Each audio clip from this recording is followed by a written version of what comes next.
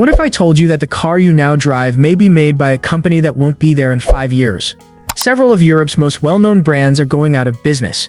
The showrooms are shutting, sales are plummeting. What's the worst? Most folks don't know. We reveal the 10 brands that are disappearing before your own eyes in this video. In the past, Jaguar was one of the most prestigious brands in Britain. Sport cars that scream, sleek sedans, and that group of jumping cats. Everything exuded prestige. However, Jaguar had completely vanished by 2025. Before replacements arrived, almost all of the models were discarded.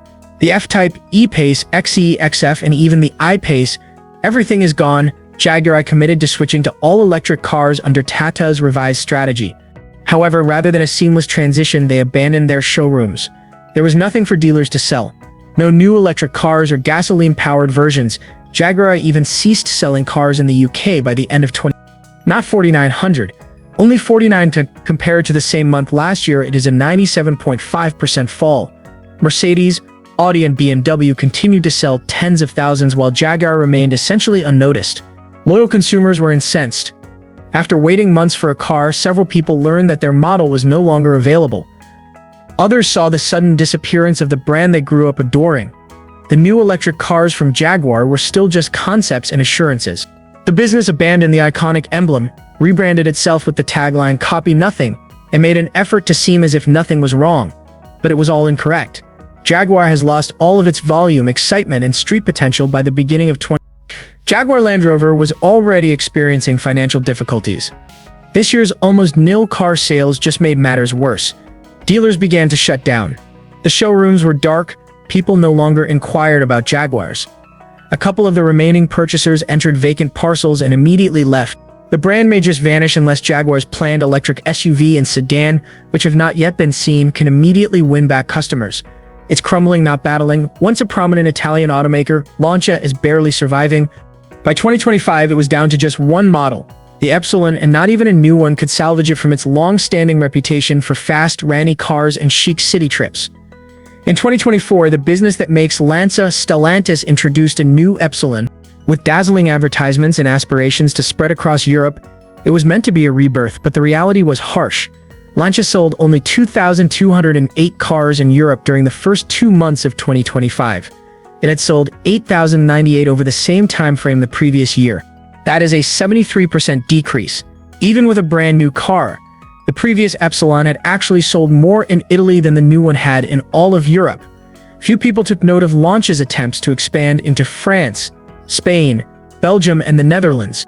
There were very few showrooms, a few dispersed dealers, and hardly any customers. At this point, Stellantis's pledge of 70 additional dealerships by the end of 2025 seems like wishful thinking. The present Epsilon, which is available as a tiny electric or mild hybrid, isn't drawing much attention. The venerable Delta hatchback may make a comeback in 2028, while a bigger electric crossover, the Gamma, is anticipated for 2026. However, they are years in the future.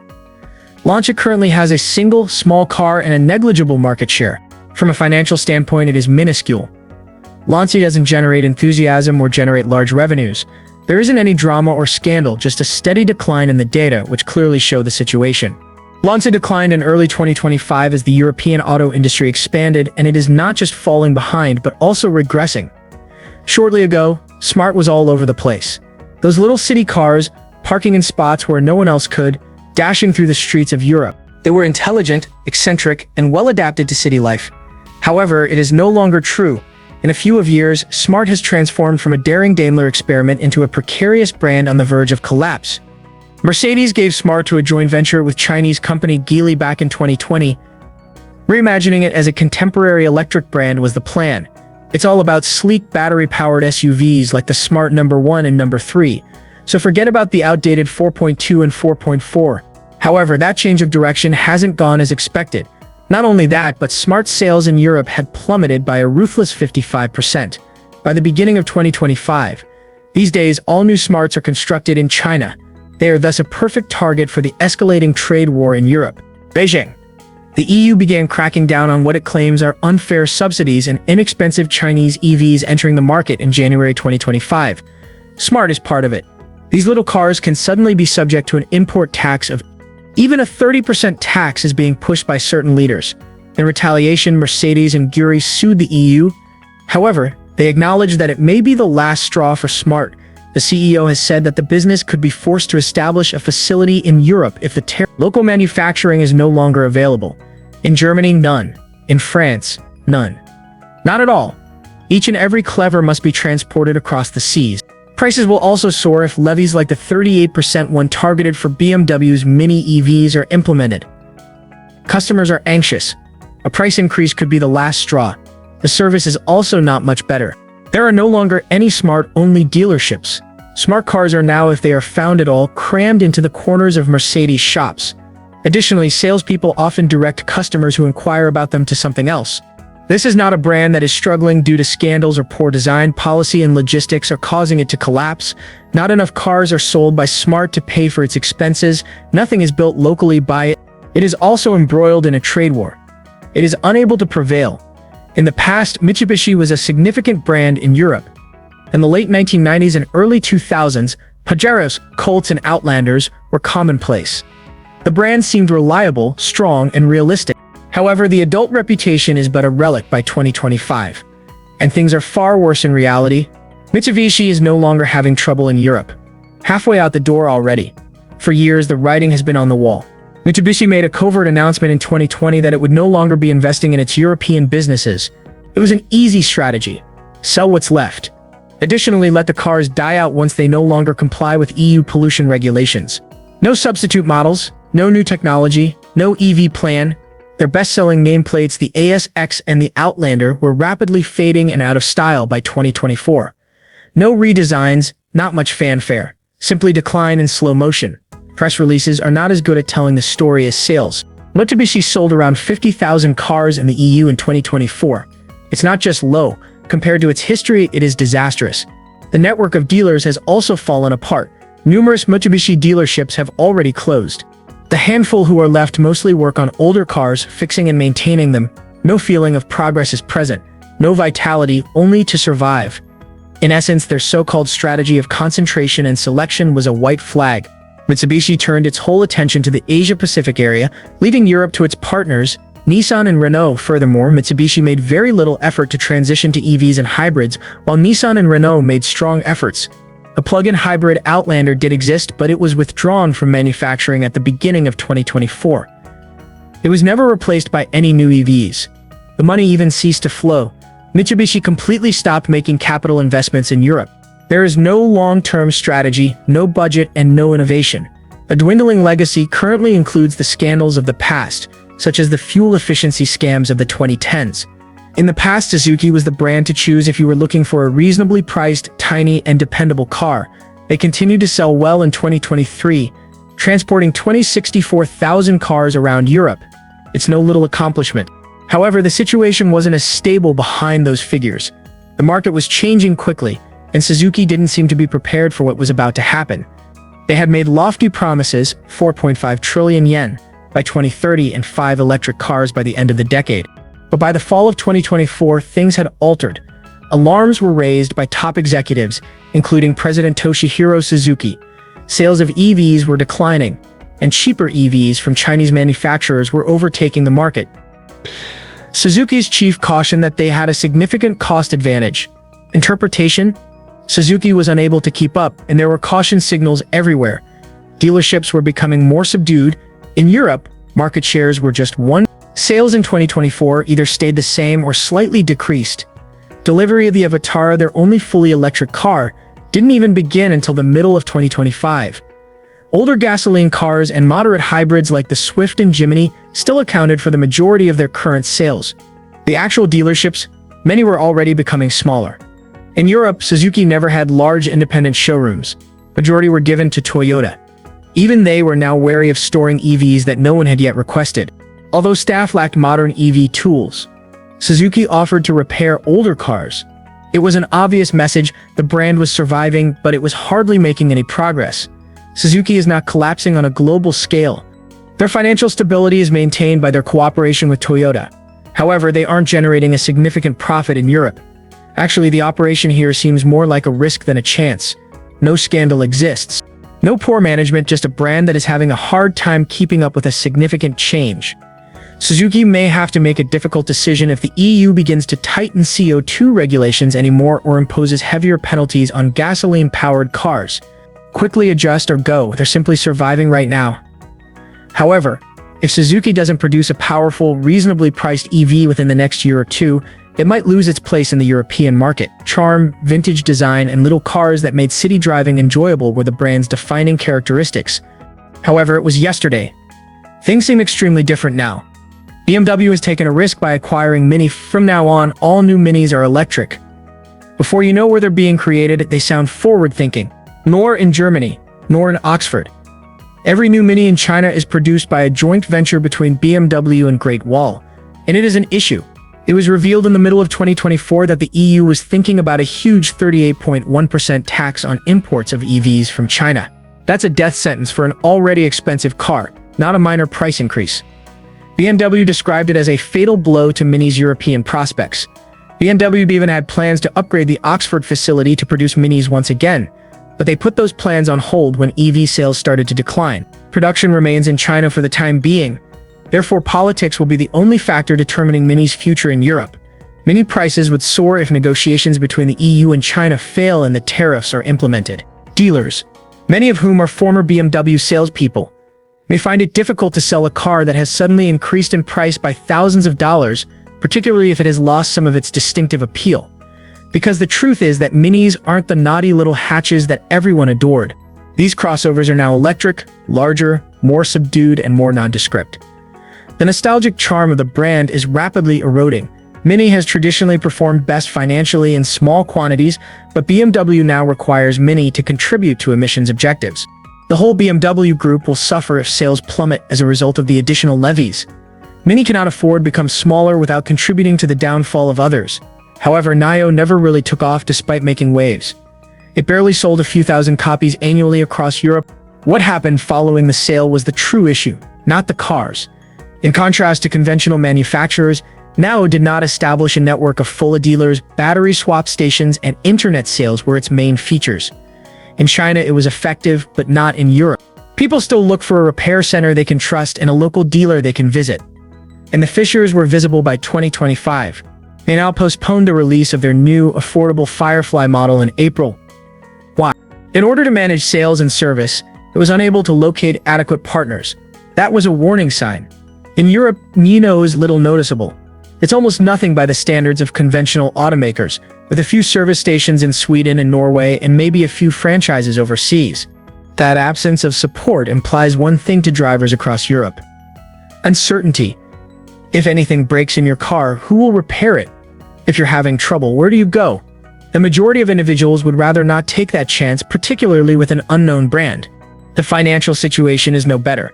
The parent business of Nio is still losing money all across the world. They have little incentive to continue if sales in Europe are weak. According to some sources, Nio may completely withdraw from the European market if the Firefly doesn't land successfully. The warning flags are obvious, and it wouldn't be the first EV brand to attempt and fail. To deploy a single tiny model, Nio has to openly solicit assistance. That is desperation, not strength. Other Chinese companies such as XPeng and BYD are expanding quickly. They are establishing genuine infrastructure, making appropriate network investments, and fostering confidence. Nio is lagging behind. Even if it made a revolutionary entrance into Europe, it is now skating on thin ice. Additionally, it may entirely vanish from the continent if it is unable to quickly adapt to a proper support system. Although their narrative is different, DS Cars faces a similar issue. DS, which was founded by Citroën and supported by the massive Stellantis group, was intended to be France's equivalent of Audi or BMW. It made a bold, stylish, and ambitious debut, but that was more than 10 years ago. DS has continued to be a supporting actor during this period. It only sold 37,480 cars in Europe in 2022. It's dangerously low, not simply low. Compared to the prior year, sales were down 22%. To put it into perspective, DS is still outsold by Lexus, which is often criticized in Europe for having poor sales. Also, DS's figures are far closer to those of Bentley, the ultra-luxury specialist brand. For a business looking to compete in the mainstream premium market, it is a major issue. Although the DS3 Crossback, DS4, DS7, and DS9 are attractive cars, they are often seen as being too expensive or complex. The marketing is disorganized and the branding is unclear. Although DS offers hybrid and electric versions of the majority of its cars, the move hasn't done much to advance electrification. Consumers aren't biting yet. Visibility is a key factor. There aren't many showrooms for DS. The majority were founded in France and the UK after 2014. Only Citroën dealers that sell DS cars on the side may be found in various locations. That isn't very premium. Furthermore, when anything goes wrong, it doesn't boost confidence. Why purchase a dedicated DS service point if there aren't any in your area? It's conceivable that DS is losing money behind the scenes, because the brand lacks the size like Mercedes or BMW. It is expensive to construct each new model. Stellantis has a lot of money, but when the return isn't there, patience wanes. Carlos Tavares, the CEO, previously said that DS would become even more luxurious and perhaps compete with Bentley. At the moment, however, it seems more like a dream than a strategy. Stellantis may choose to shut down DS if it is unable to increase sales or demand higher pricing in the near future. Other profitable brands that are under its purview include Peugeot, Fiat, and Opel. It's borrowed time for DS. It doesn't matter if the corporation hasn't been involved in any significant controversies. In the world of auto brands, it's common to disappear without making a sound. One of the UK's oldest automakers, Morgan, has always operated in a unique manner. Morgan maintained his traditional appeal while everyone else adopted high-tech wooden frames, hand-built sports cars, and that vintage style no one else dared to maintain. Here's the issue, however. Morgan's future becomes uncertain after Charm fails to reach emission standards. Only around 2,500 cars are produced annually.